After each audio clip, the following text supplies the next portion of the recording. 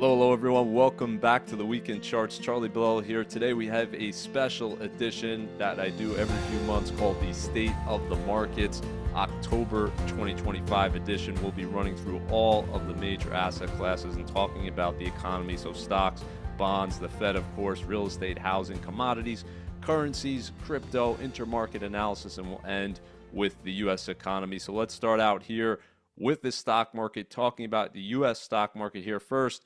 S&P 500, NASDAQ 100, Russell 2000, all in unison hitting all-time highs in early October. The difference here was the Russell 2000. So small caps finally recapturing the losses from that 2022 bear market and hitting all-time highs with the S&P 500 and NASDAQ 100. And the S&P, it's been a banner year once again, 33 all-time highs so far in 2025. That follows 57 in 2024. You put those two together, we rarely see this many 90 all-time highs. We still, of course, have over 2 months to go in the year. So if we're talking about what's driving this, number one would be earnings.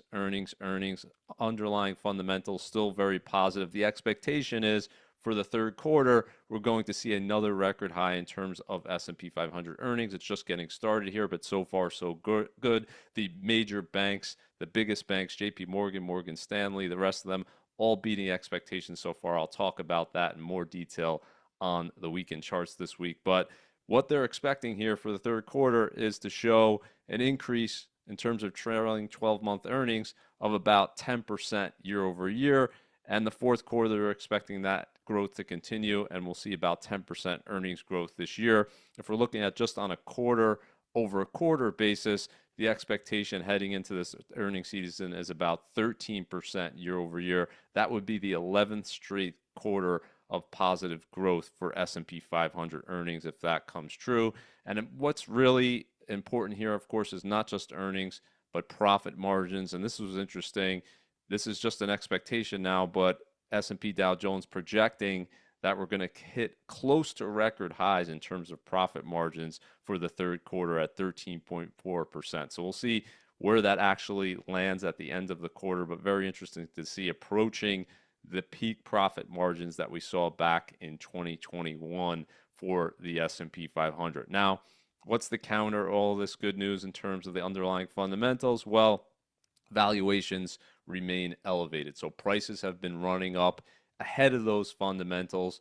The stock market basically has gone up more than that earnings growth, and that's leading to a multiple expansion. We now have a price to peak earnings ratio of 27.9. That's the highest since 2000 and over 60% above the historical median, which is around 17. If we're looking at the price to sales ratio, we're now over 2x the historical median at around 3.3 times sales for the S&P 500. And if we take a look at the CAPE ratio with smooth earnings over a 10-year period, that's at its highest level since September 2000, approaching 40 here. So what do high valuations mean? In the short run, absolutely nothing. There's no predictive power whatsoever looking out 1 year for the S&P 500, regardless of where these valuations are. And that's because basically sentiment is all that matters in the short run. It matters because investors are either going to be more optimistic a year from now or more pessimistic. That's going to drive the return. So there's nothing to say that this ratio can't be higher a year from now. Historically, when we've seen extremely high valuation, what has that meant? Well, it's meant below average future returns. You can see when you've been in this top decile of CAPE ratio, we saw the lowest S&P 500 returns going forward, but there's no one to tell you when that's going to occur in the short run. All that matters is sentiment. So if we're looking at the U.S. versus the world here, this was a huge trend entering the year. We had over 16 years of U.S. outperformance versus international stocks. And you can see here, pretty much from day one in 2025, we've seen a reversal with international stocks outperforming. And really a lot of that came in the first quarter, the first 4 months of the year. And since then, the U.S. has been gaining some ground, reclawing some of that relative underperformance, but still there's a gap. We're seeing international stocks up about 25%, pretty much doubling the U.S. return so far this year. And if we look at this global equity return picture here in terms of ETFs, it's been surprising to see the U.S. in the right column here because we haven't seen it in many years over the last decade. So the U.S. in the bottom third of country performers in terms of ETF up around 12% this year. You can see the Eurozone just crushing it, up 32% with Greece of all places leading all countries with a 71% return. You can see the broad emerging markets doing well, having the best year in some time, 24%. So all relative to the U.S. outperforming, which was certainly not predicted entering the year. So we've seen some mean reversion in terms of that huge spread with U.S. outperforming for over 16 years. And if we're looking at the U.S. stock market, we're looking at the biggest names, the Magnificent Seven. What's been interesting so far is they haven't been moving in unison in terms of their relative performance to the S&P 500. So in 2024 and 2023, all of these names outperformed the S&P 500. This year, we're seeing some more dispersion here with Tesla, Amazon, and Apple underperforming the index, while Nvidia, Google, Microsoft, Meta outperforming. So AI seems to be the differentiator here, and these companies are viewed to be bigger beneficiaries to the AI trade, and therefore they're outpacing the S&P 500. So interesting to see this divergence. They're not all moving in unison, but what's really important to look at is how this is impacting different factors. So the fact that we're still seeing these huge gains in these large cap growth names means that what we're seeing in terms of growth to value is another record high here. So we touched on this a few months ago, but we're ahead now of March 2000, which was the dot-com bubble peak, in terms of the ratio of growth to value. So growth outperforming value by a greater extent today than any time in history. And of course, investors are asking, well, when is this going to reverse? And there's no one that's going to ring a bell and tell you when. So it's basically at the most extreme point that we've seen in history, with growth stocks outperforming value stocks, even more so than a few years ago. We had a pretty high extreme in 2021, and of course, March 2000 being the ultimate extreme. And if we look at the big factor driving this outperformance, it would definitely be the tech sector, which is also at an all-time high relative to the S&P 500, above where it was in March 2000. And if we're looking at the sector picture within the U.S., yes, tech is outperforming here, once again up over 20%, but shocking here to see utilities actually the best performer in the index, driven by two things. Number one, of course, would be interest rates falling, but number two, they seem to be benefiting from the AI trade as well, because there's going to be a huge increase in demand. There already is in terms of utilities, and so you're seeing some of the best performers in the S&P 500 actually this year within that utility sector. But all the sectors are positive year to date. Big spread in terms of the returns. Consumer staples at the bottom end, and we talked about recently the ratio of consumer staples to the S&P 500 hasn't been this low since 2000. So we're looking at a cyclical move in terms of outperformance in industrials, communication services, and information technology. But within that, the strange thing is that utilities best performer year to date. And if we look at large cap versus small cap, this has been a long trend similar to what we've been seeing in terms of growth versus value here. We're talking about the highest levels since 1999. That was the peak in this ratio. We saw that back in April, but what's been interesting since then is we haven't seen new highs in this ratio. We've actually seen small caps start to outperform here. And what is the driver of that? Well, perhaps people are saying that lower interest rates and the Fed expected to continue to cut rates, we'll talk about that in a little bit, is going to help these smaller companies. And perhaps the gains from AI, we've seen it already in terms of large caps, but perhaps these smaller companies are going to start seeing those gains as well, and that will help with that profitability picture. So what's the case for small caps going forward? The biggest case would be similar to international stocks relative to US coming into the year. It would be that valuation gap. So if we look at forward PE ratios here for small and mid caps, you can see much more in line with historical values, definitely not at an extreme. We're looking at the S&P 500 here over 22, so definitely well above average. And if we dig in and look at the Mag 7, you can see up around 30. So big spread between large and small, biggest spread we've seen in terms of valuations between these groups since 2000. So the question is it justified? Are we going to see a catch up? Are we going to see this gap close with small cap valuations expanding? And who knows, large cap valuations perhaps could be contracting at some point as well. So that'll be interesting to watch. And the overall point is small caps, though, are even though they're caught up, they're still lagging year to date here. If we're looking at the S&P 500 up 12%, the Russell 2000 ETF up about 8.5%. We know from history that can change in a hurry. It has changed in a hurry for international stocks. You can see leading the way here, the international developed stocks up 26% year to date. So in terms of concentration with the index, and I've been saying this for a long time, but we're seeing an extreme we haven't seen before in terms of that concentration. So because of that outperformance, particularly from Nvidia and Microsoft driving a lot of it, but at the top, we've never seen this type of concentration with data going back to 1980. Nvidia is now over 8% of the index, biggest for any one company in the S&P 500 with data going back to 1980. Apple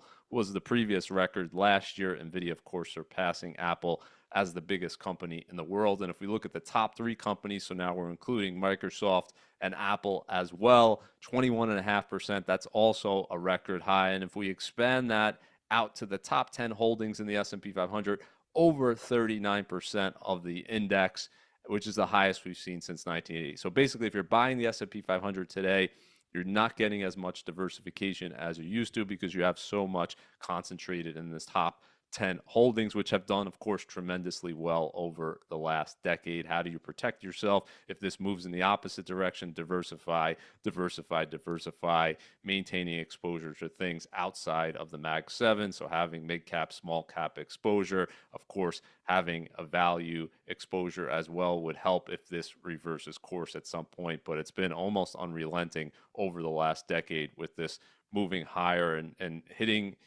the highest levels ever, and then moving past that, as we've seen often in market history. There's no upper limit to this kind of stuff. We can't say for sure where this is going to top out at. We just know it's at an extreme that we haven't seen before. So if you're thinking about your portfolio heading into 2026, now's a great time to reach out to us at Creative Planning. Go to creativeplanning.com/Charlie. I'll have a link in the show notes and get a free wealth path analysis where we'll look at your portfolio, look at your financial plan. At Creative Planning, we're in all 50 states, over 370 billion in assets under management and advisement, and we're here to help. So reach out today, creativeplanning.com/Charlie. Next, I want to talk about bonds, the Fed, inflation here.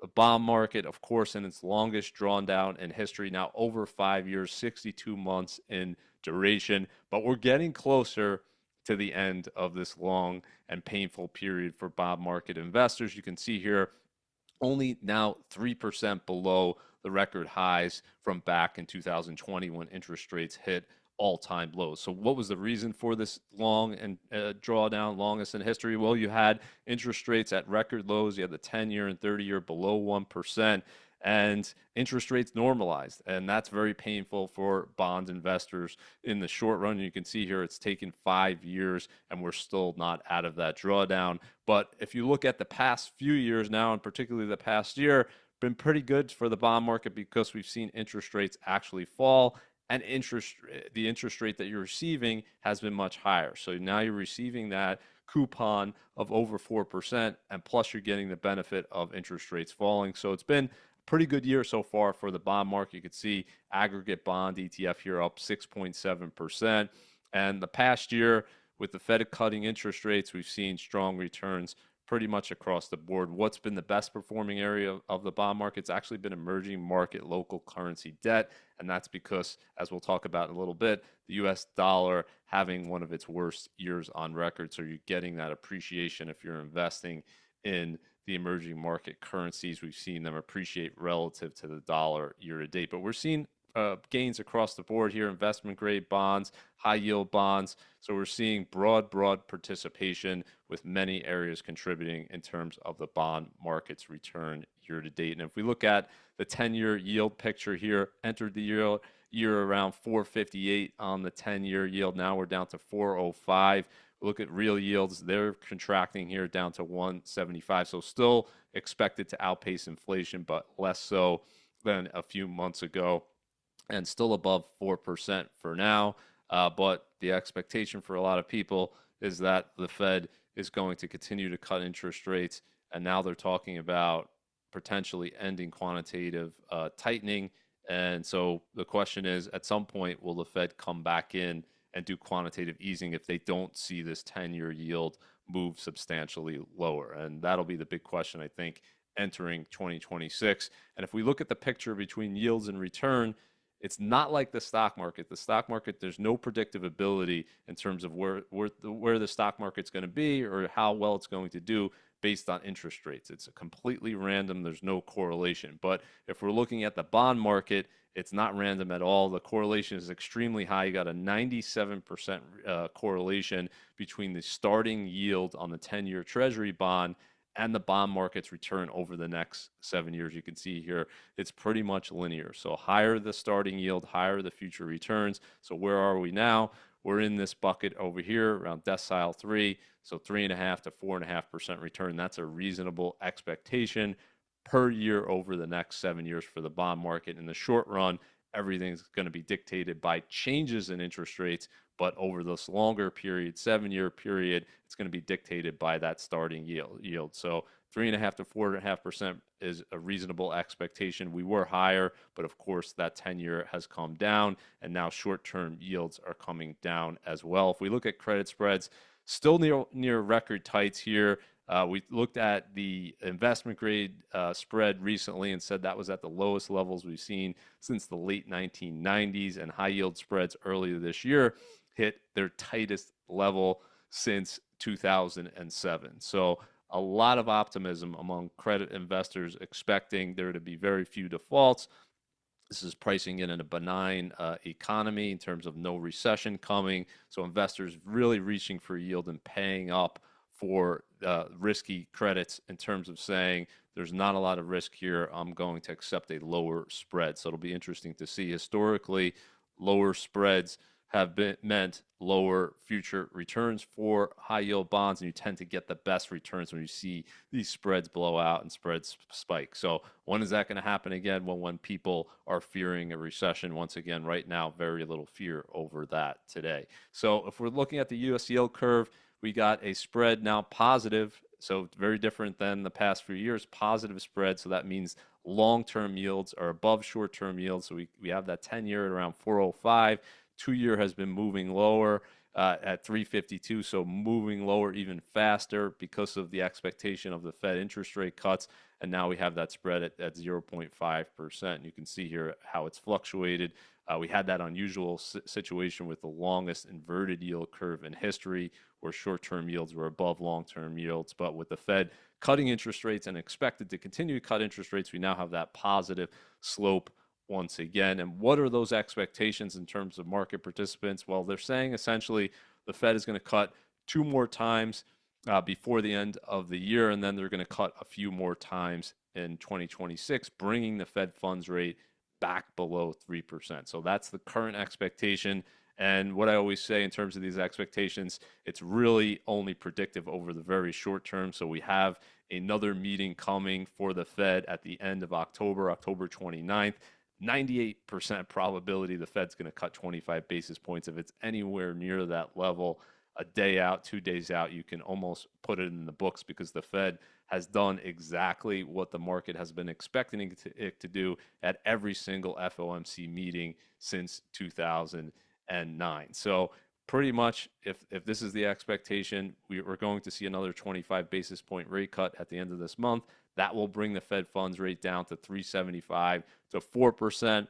And then if we're looking at December, it's still early. Obviously, we're gonna get more data between now and then that could change this, but market participants very much expecting another 25 basis point rate cut at that December 10th meeting, and that would be 350 to 375 by year end. So over 90% probability today in terms of that rate cut. Of course, when the Fed meets in October, they'll probably give some type of projection or language to suggest that another rate cut is coming in December. So if we look at the Fed's projections here, what's been interesting is they increased their expectation for economic growth at their last projection. They held the unemployment rate steady at 4.5%. And their inflation expectations still remain pretty high at 3% and 3.1%, but they added an additional rate cut in terms of their expectation for this year. So it'll be interesting to see how they continue to justify cutting interest rates into rising inflation.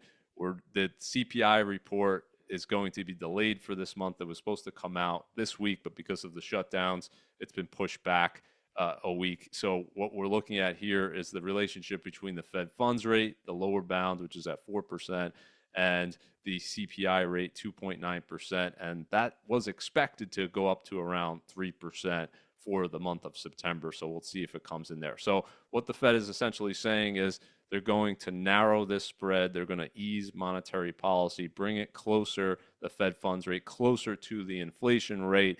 And they're going to ignore the fact that inflation has been 2x their target rate, which is 2%, 2x that since the beginning of 2020. And why are they going to ignore that? Well, their argument is that the labor market is weakening and needs this level of monetary easing. Let's move on to real estate, the housing market. We'll first talk about the commercial real estate, the REITs here, still in a drawdown. If we look at the VNQ ETF broad real estate exposure, so the S&P 500 we're talking about has hit 90 all-time highs over the past 2 years. What we're looking at here is the REIT ETF VNQ still down 11% off of its high from a few years ago. So similar to the bond market, we haven't seen the recovery as quickly in terms of real estate coming back. Of course, interest rate sensitivity being there, but it's also been true that what we've seen in terms of commercial real estate prices is a drawdown, and we're not out of that. So it's still down about 18% from peak prices looking at this one index from Green Street. So prices are down off of those levels. And so you could say that what we're seeing here is a reflection of that in terms of REIT prices. Now, if we're looking at the relationship between REITs and the S&P 500, we have this data going back to 2000 when the first real estate ETF came out, and I'm comparing it to the S&P 500 here. You could see the huge outperformance during the housing bubble of this REIT ETF versus the S&P 500, but very different picture today. We're actually at the lowest level since August 2000. So some might argue that there's value now in real estate relative to the market because we're seeing this lowest ratio since back then, and we saw outperformance following that period. And it's interesting that this is occurring with expectations for interest rates to fall and the Fed to cut interest rates. And historically, people have thought that's going to be beneficial for the real estate market. So we'll see if this ratio makes a turn at some point. Long period of underperformance for real estate versus the S&P 500. And if we're looking at the residential housing market, the affordability crisis remains intact here. I'm showing you the Case-Shiller National Home Price Index. You could see just starting to tick down a little bit, but housing affordability still near record lows. So prices are not down, obviously, enough in the past few months to change the affordability picture. And what we're seeing here is the biggest affordability gap in history, 57% gap between what you would need to afford the median home for sale in the U.S. and what people actually make in terms of that median income. So an untenable situation, to say the least. What this has caused is a frozen housing market because people have not listed their homes for sale and demand has gone down as well. And another way to look at affordability is simply to look, well, what percent of your income would you need to afford that median home price? And this includes property taxes and insurance and PMI. 47% is the current level.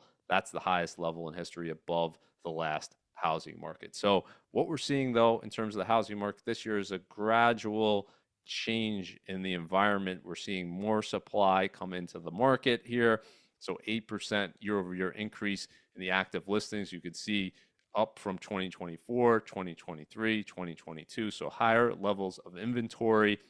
And because you still have that lower demand because of the lack of affordability, what we're seeing is a moderation in terms of home price appreciation.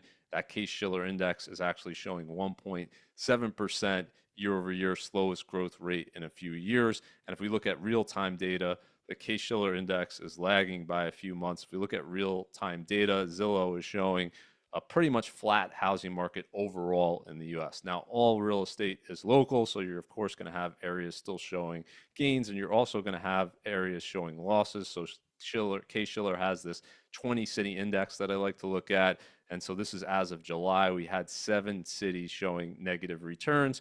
You still have a number showing positive returns, but I expect in the next few months, as this is updated with closer to real-time data, we're going to see more cities dip into negative territory, and you're seeing more negative levels in the south where you have higher inventory levels. We saw a bigger increase of supply, so that seems to be where the bigger pressure is right now. But all expectations based on that rising supply, lack of affordability, would be for continued home price appreciation to slow down in the coming months. So if we're looking at the rental market, the good news is while the housing market to purchase is still at record low levels in terms of affordability, the rental market in the US has improved in terms of affordability over the past few years because we haven't seen a new high in terms of the monthly rent.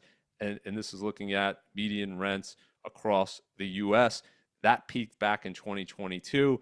And what we've seen, of course, over the past 3 years is wage growth. So your wages have gone up, but rents are flat to down in the US. We're actually seeing a year over year decline in rents for 28 consecutive months. So the rental market has become more and more affordable because prices are essentially flat to down and people's incomes have gone up. So that's a good thing. And the expectation is that's going to continue at least for a few more months because we're seeing the vacancy rate near the highest levels on record with data going back to 2019. So if we look at the housing market, what we're seeing overall, slowdown in terms of home price appreciation. The rental market is still primed to see lower rates of appreciation there in terms of rents as well. So things overall seem to be improving in terms of affordability for the housing market, but a long way to go for that single family home picture to change. You're going to have to see one of two things. Either mortgage rates have to come way down,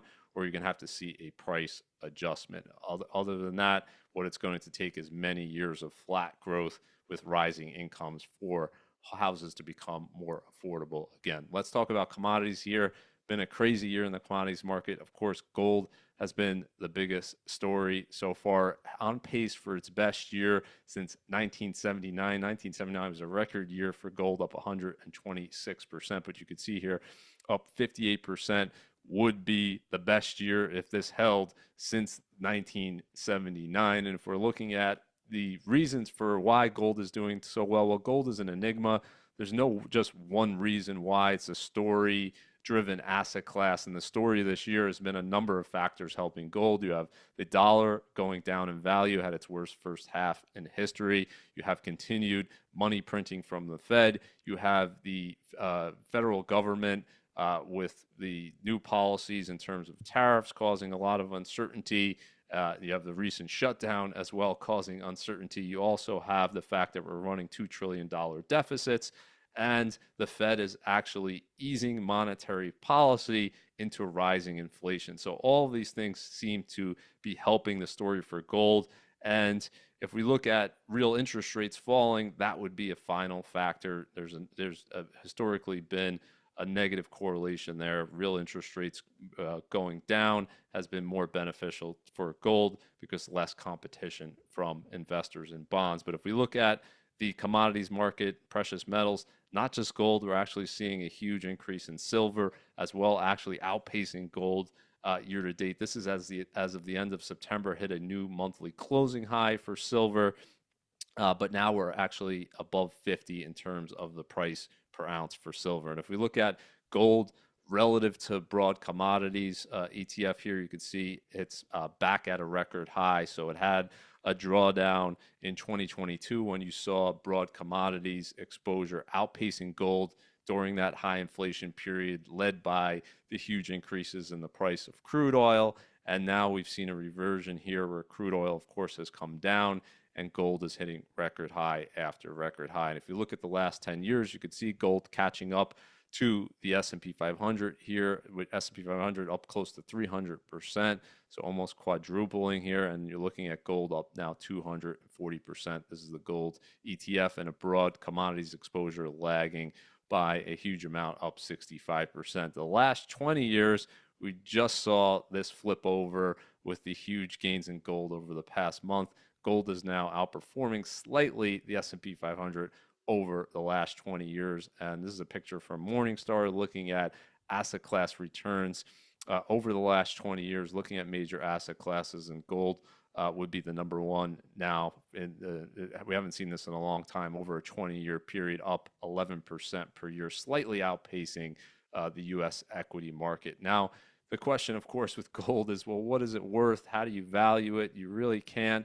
The best people have tried to do is compare gold to inflation and look for periods where it's been below inflation as maybe being a cheaper valuation, and periods where it's extended versus inflation as potentially being overvalued. So I updated my chart on this as of today, and what we're seeing now is a record in terms of the ratio of gold to inflation here. This is going back to 1975. Now we have a new record high, 13 times CPI is where gold is sitting today. So well above where it peaked in the early 1980s at 9 times above. We had a huge surge back in 2011 where gold was going parabolic. That hit 8 times. And even during the COVID pandemic, when gold surged higher, that was close to 8 times as well. So we're in uncharted territory in terms of where gold is relative to inflation. We simply haven't seen this before. So the best thing you could say about looking at a chart like this is gold, of course, was a much better buy when it's low relative to inflation versus high. Now, do we know what's the upper limit of this? Absolutely not. Could it go higher? For sure.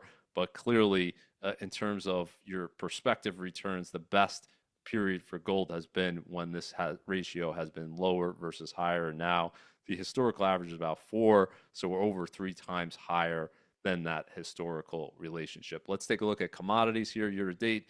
It's a mixed bag here. Gold and silver, silver being number one, gold number two, coffee prices surging higher as well, driven in part by the tariff impact. But you can see on the other side, many commodities still down on a year-over-year basis. Sugar, crude oil, Brent crude, gasoline prices, all down on a year-over-year basis. So in terms of commodity prices driving inflation, what we're seeing is, because of the big declines in crude oil and gasoline, actually is helping the CPI so far this year in terms of keeping a lid on this. If that were to reverse and we saw a spike higher in terms of these commodity prices, then that would put additional upward pressure in terms of CPI. And if we look at that broad commodities index, very different, obviously, than gold here, just buying a broad commodity exposure. Since when the first ETF came out, you'd be up only 10% cumulative return since February 2006. And in terms of gas prices here, it's been an unbelievably steady year.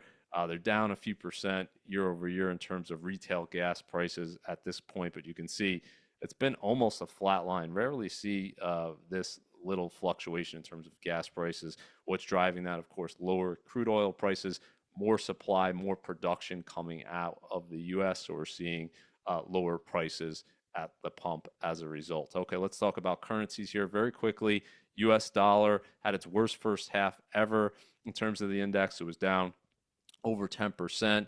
And since then, kind of going sideways, gained a little bit of ground here, but still down around 9% year to date. If we look at the last decade, we've seen the dollar up around 4%, this dollar index, and you can see the big fluctuations. If we look at longer term, we're looking at the dollar essentially where it was back in the 1970s. So you have big gains for the dollars, big declines for the dollar index.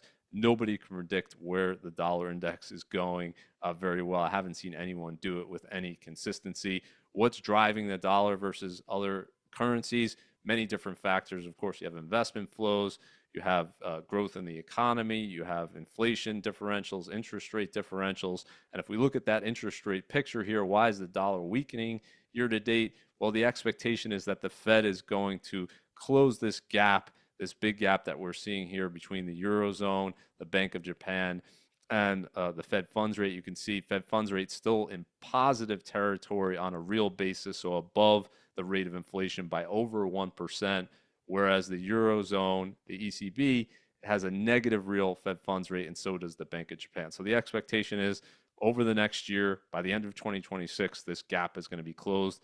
And if the market's right and inflation stays where it is, let's say still around 3%, this will be essentially zero at that point. So that definitely has been a factor as well, the expectation for US interest rates to move lower. Let's talk about crypto here.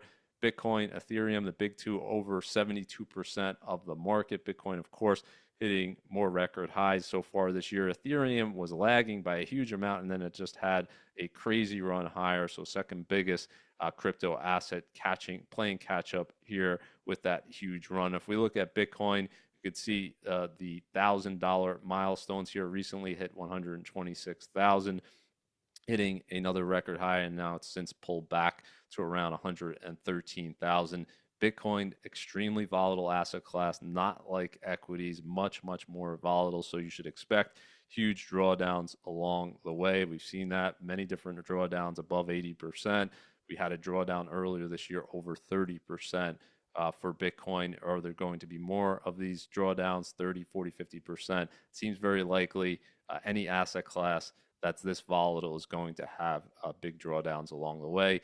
Bitcoin's return this year still up over 20%, but not nearly as good, of course, as 2023, 2024, where we saw 156% return in 2023, 121% in 2024. Let's now talk about intermarket analysis, looking across asset classes, stocks versus bonds at another record high, because you have the S&P 500 outpacing the broad bond market. You can see here, this was the correction we had, bear market in the US early this year, and you can see the V-shaped recovery in this relationship, so hitting record highs once again. If we look at the stock bond correlation, what we're seeing is interesting here, because we had hit a record high in terms of the correlation between these two asset classes at 0.73. So essentially were moving in lockstep together, stocks going up, bonds going up, stocks going down, bonds going down. And the reason for that, I talked about this during the time, was that inflation was the biggest fear in terms of the marketplace. And that changed really in the past year, where people now are worried about a more traditional fear, which is a fear of a slowdown in the economy. And so we've seen this correlation go down. We saw it in particular during that bear market, during the tariff tantrum, where bond yields were going down, so bonds were rising, and you saw the stock market falling. So a more traditional risk-off scenario there, where people were going to safety of U.S. Treasuries while the U.S. stock market was going down. If we look at the one-year correlation here, you can see coming off near record levels and now back to a more, I wouldn't say normal because this fluctuates, but a lower relationship here. So less of a correlation between the U.S. Bond market and the U.S. stock market. And if we're looking at the last 5 years, no comparison, stock market more than doubling in the U.S., and the bond market still has a negative return over the last 5 years. Of course, that was near the low for the bond market, so not hugely surprising, but just stunning to see. And this really tells the story that higher interest rates, while they're very bad for the bond market, especially coming off historic lows, they're not necessarily bad for the stock market. No correlation historically. Stock market has done well in periods of rising interest rates, and it did well during this period as well. Of course, more than doubling, with the 10-year going from about 30 basis points to close to 5% at one point in time. If we look at the last 7 years, what's driving a 60-40 return? Mostly gains in the stock market. So 60-40, very good 7-year period for a U.S. investor, up over 10% if you just had a 60-40 in stocks and bonds. But the big spread here, 15% per year for the U.S. stock market over the last 7 years. Of course, that's well above the historical average. But in the bond market here, down at 2% per year. But that's actually higher than we were talking about a few years ago, where the bond market was actually down over a 7-year period for the first time in history. If we're looking at stocks versus commodities here, new record high, not a big shock here, but what I think would surprise a lot of investors would be this: what happened here in 2022 during that inflation period where crude oil spiked higher. You saw a big outperformance in terms of broad commodities versus the stock market. Well, all of that has been erased here, stocks versus commodities at a new record high. And if we're looking at stocks versus gold, you can see here the outperformance of gold driving this ratio lower. S&P still outperforming gold over the last 10 years, but it's getting closer in terms of that gap, with that outperformance narrowing after that huge advance for gold this year. Bitcoin versus the stock market is just simply what Bitcoin is doing, because it's so much more volatile than the stock market. You can see here, hit a new high a few months ago, but has just really been trading sideways since then, with the stock market continuing to hit record highs and Bitcoin just basically going back and forth between around 110,000, 120,000, kind of settling into that range. So what will this ratio do in the future? It's going to be driven purely by what happens with Bitcoin, because it's just still way more volatile asset class than the U.S. equity market. And if we're looking at the major asset classes here, the interesting thing this year, and I don't think many people would have predicted this back in April when we were seeing 20% plus bear market, is every single asset class is in the green so far in 2025, with gold leading the way up 57%. Bottom has been cash, 3%. So the safest asset class, treasury bills up 3%, gold up 57%. You have international stocks, emerging market stocks outperforming U.S. equities. You have growth still outperforming value, large outperforming small, but that gap has definitely narrowed. So interesting year so far, with a rising tide lifting all boats. Let's talk about the U.S. economy. And what we have to say first is we're missing a lot of data points here because of the government shutdown. The jobs report we were supposed to get in the first week of October, the September payrolls, has been indefinitely delayed. The CPI report that we were supposed to get this week has been postponed to October 24th. Jobless claims we're missing. GDP we're supposed to get later this month.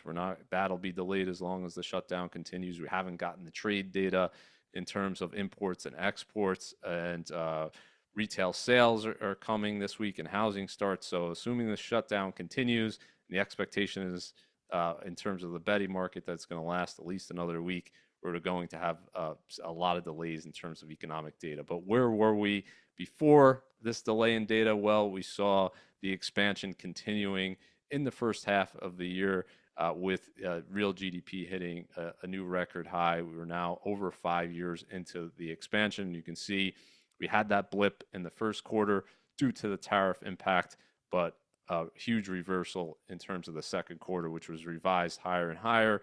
And a lot of that came from a strength in the U.S. consumer. What we're seeing here is a picture of a breakdown in the second quarter. So the net export picture reversing, inventories reversing, and consumer spending pretty strong, driving this second quarter GDP higher. Now, the third quarter, Atlanta Fed does the estimate, but their estimates are in large part based on the economic data. So the fact that they're not getting these updates means that their forecast presumably is going to be less reliable. The last update they did showed a third quarter increase expectation for 3.8%. So in their view, third quarter, which is already over, another positive month, so the expansion, another positive quarter, so the expansion continues. Let's talk about the trade deficit here. Really important, because it's driving a lot of things and it's creating a lot of confusion in terms of the data, in my view. And the way I look at this is simply there was such a massive front running in terms of the tariffs that it drove the U.S. trade deficit to record wide levels in the first 7 months of this year. So it actually increased the trade deficit, did the opposite of what it was intended by the tariffs. We actually saw more importing of goods from overseas because they wanted to get ahead of those higher prices, the higher tariffs being put in place. So what this is doing in terms of this of data distortion is we don't yet know the full impact of the prices on tariffs because companies bought uh, they raised their inventories and bought so much goods in the first few months of 2025 that they were working off their inventory really for the second quarter and probably for the third quarter as well. So we're only going to start to see, maybe with that next CPI report, some of the early increases in terms of prices. I'm expecting that to put upward pressure on the CPI at least for the next 6 to 9 months. And it'll be really interesting to see what impact this is going to have on the trade deficit going forward. We don't really know the full picture, and I haven't seen any reliable projections, I would say, in terms of what's going to happen with that trade deficit, how much is it going to narrow, and what's going to happen next year in terms of prices. Is it going to be, so far, the price increases have been borne mostly by the sellers of the goods, but at some point, they're of course going to try to pass that on to the end consumer. So if we look at the economy, you have to look at the labor market drives a lot of what's going on in the economy. 4.3% it hit before we had that data delay here. So that was the highest level we've seen in a few years. One of the reasons why the Fed was very strongly in favor of cutting interest rates. They're seeing labor market weakness. We saw the end of the positive streak of payrolls where we had the second longest streak in history, 53 consecutive months of job gains. That ended. We're seeing job gains slowing here, 0.9% increase year over year in terms of the total number of jobs. That's the slowest we've seen in quite some time. And if we look at the payrolls report after the revisions we have, again, we're still missing the month of September, but you could see 4 straight months below 100,000 jobs created, and we had that negative print as well. So without the non-farm payroll data, we still have data out of ADP in terms of payroll employment, and what they showed was the second consecutive decline for private payrolls, and that's the first time we've seen that since the recession in 2020. So all signs seem to point to a slower labor market, and really the question is, are we going to see outright layoffs, or are we going to see just a period that we've seen so far where the supply of labor has come down and the demand of labor has come down, but we settle into a new range? That remains to be seen what's going to happen there. But jobless claims is the best early read to